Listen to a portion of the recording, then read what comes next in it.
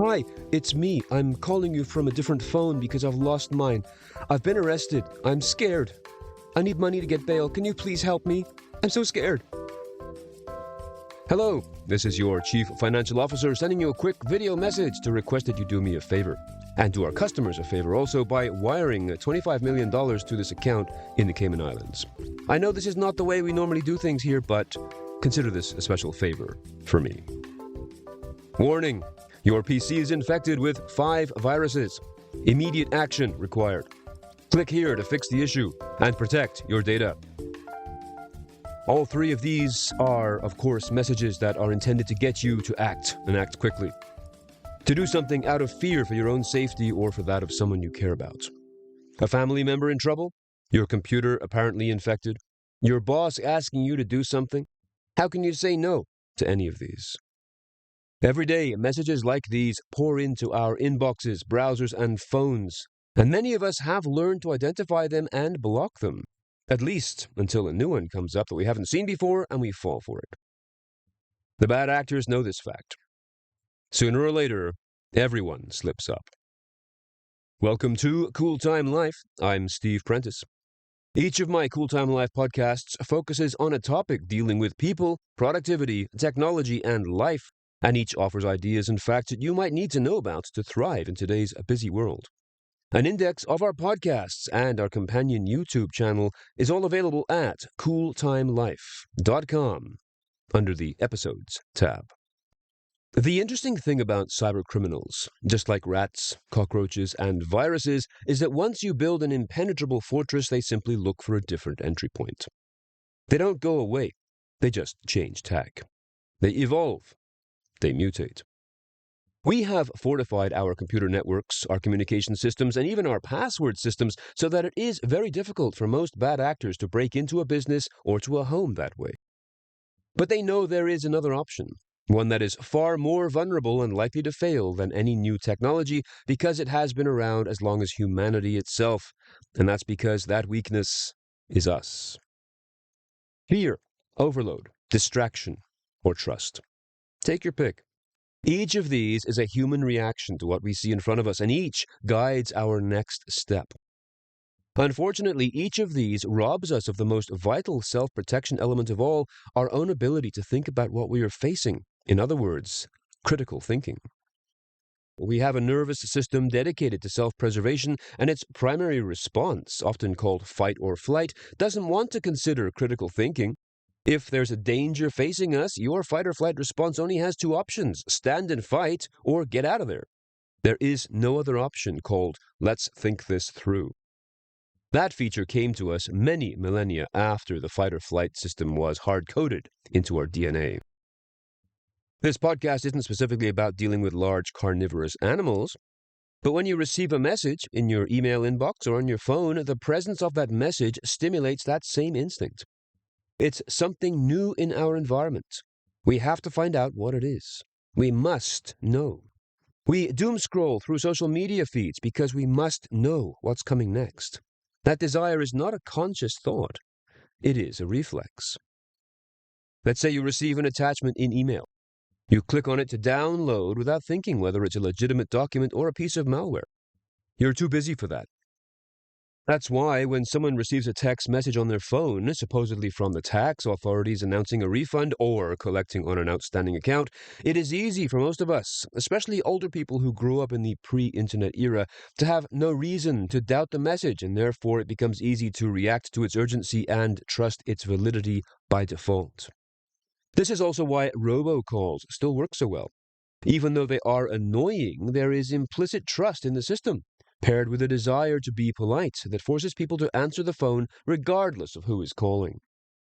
Even those who answer the robocall or spam text message simply to demand a stop to the message are trusting that people at the other end will honor that request.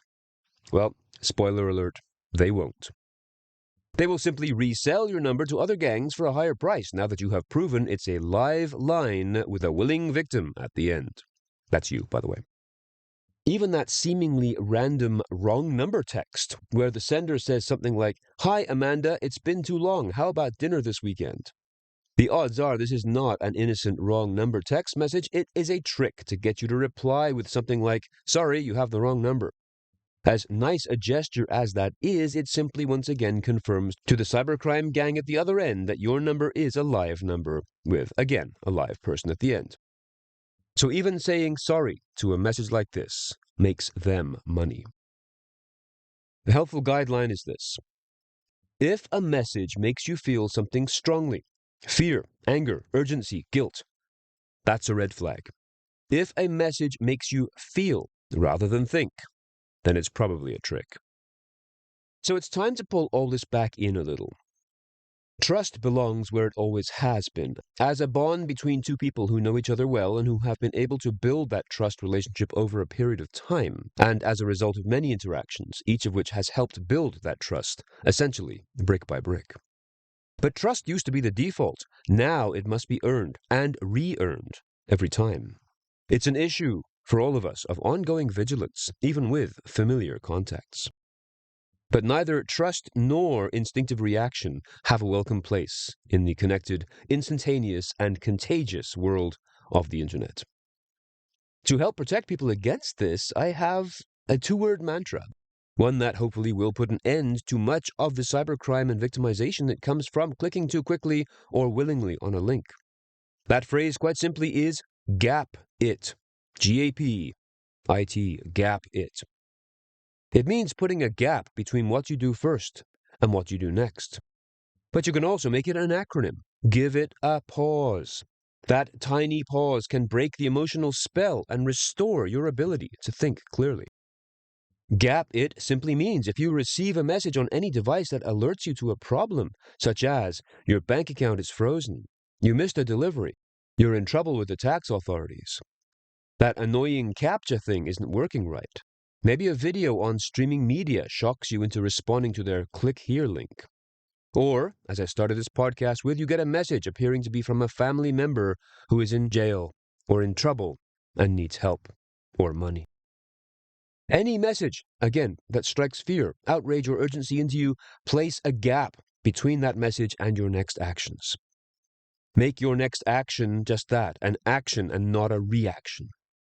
For example, if the message is about a frozen bank account, then log into your bank account through your usual computer, your usual way, not by the link provided to you in the message.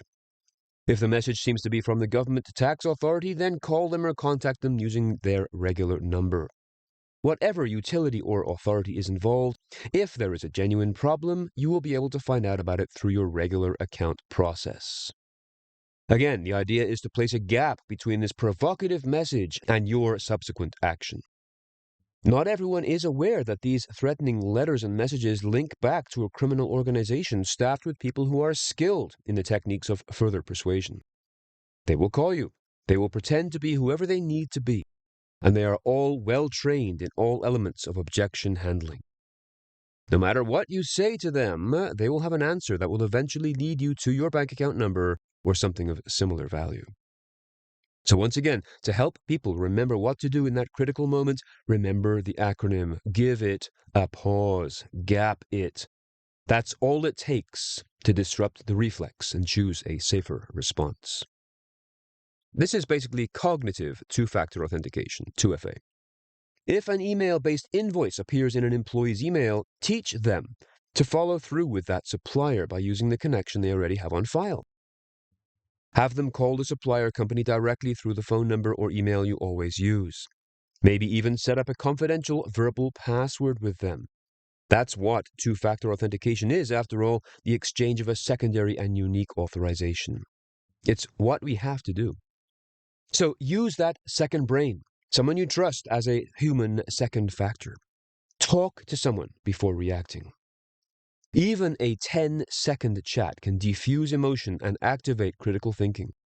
It can break that emotional spell. Furthermore, you may want to practice a micro-habit or a cool-down ritual to pair with the gap-it technique. For example, teach yourself to count to 5 before clicking. Take 1 or 2 deep breaths. Say out loud to yourself what is really going on here. As silly as these things might sound to you, this makes all the difference between reaction and action. Before you click or reply, take that breath and ask, is this how I normally handle this kind of issue? And if the answer is no, then gap it. It is becoming more important than ever to be extremely vigilant and to use a gap it method consistently because thieves, the organized ones anyway, are not stupid. They know that first-line cyber defense works, and they also know that employees, whether they work in an office or at home, are generally too busy to keep up to speed with online safety practices. So they abuse our natural desires to react and to trust, paired with the pressure we all work under. Social engineering brings the confidence game online. We have likely all heard the old term, confidence trickster, someone who wheedles their way into your world by building confidence and trust in their victims. Ponzi schemes are probably the biggest and most notorious of these. They build trust amongst investors by fraudulently demonstrating great returns. Social engineering often involves a person who takes the time to get to know someone on the inside of an organization. The criminals will go the bureaucratic route, setting up invoices that look like they are from actual suppliers that you deal with, maybe Federal Express or UPS, or your heating and air conditioning company. Social engineering depends a great deal on stolen passwords and other forms of ID. So when you, as a consumer, hear about a data breach at a large company, you might shrug your shoulders and say, well, it's not my problem. Even if you are an employee of the company that got breached, you might change your password and simply shrug and move on. The problem is that's not enough. When cybercriminals get access to emails, they can also get access to transaction records and other data that allows them to access names and purchase activity of the company they wish to target. Then they can craft invoices, collection letters, or other types of correspondence that have specific and correct names and purchase records included. ChatGPT and other LLMs like that can also ensure the correspondence reads perfectly, no grammar mistakes. These then get sent to a manager who must hurry to deal with them. And this is how corporate social engineering works. It's a confidence game that often gets a leg up from another breach that it's already forgotten about, and paired with the pressures and speed of work. So the rule in business, as with personal life, has to be trust no one, and proact rather than react. In IT and cybersecurity, this is actually called zero trust, and it is a practice of exactly that, trusting no one. But it, too, must be carefully monitored to ensure that oversights do not happen. For individuals, there has to be a zero-trust policy even amongst friends and family members. This doesn't mean that you stop trusting them as individuals, but you definitely must stop trusting all the communications as being from them. For example, if I was a friend or family member of yours, I could easily send you an email or text along the lines of, hey, about that thing we talked about, here's a video that shows more about it. Or, don't worry about the money, all the details are here, with a link to something that turns out to be ultimately malware. In these instances, because I am part of your life, it is quite possible that we recently had a conversation which would make this type of message seem a perfect fit. Even though the topic of the message is generic and contains no personal facts or unique identifying information, your mind and memory will easily fill in the blanks and connect it back to an earlier conversation, thus making the message appear genuine. This is part of what is known as the Barnum effect. This is why when I communicate with family members, friends, and clients, I will always make the email subject line and the message body highly specific. Actual names, brands, or dates of activities that we did at some past time. With elder relatives who are more prone to being trusting and also being less sophisticated with their technologies, I always establish a nickname which I will use whenever speaking with them. And I will tell them to never respond to a message seemingly from me if that nickname isn't there. If you are a parent, or if you have children in your family, you know how important it is to street-smart kids. You teach them about stranger danger and about watching for cars, not playing in the street, all that kind of thing. In doing this, we are trying to teach kids to put a gap between what they are doing and what they might do next, to get them to question their motives for talking to a stranger or for crossing a busy street. As adults, we need to do the same thing.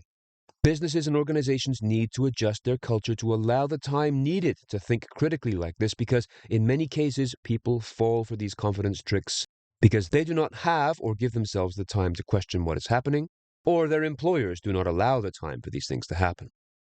It is difficult to think about putting in a gap even of 5 seconds when there are 10 more unread emails in the inbox and another meeting to go and join. One of the key reasons people fall for these techniques is because they feel they have neither the time nor permission to process them.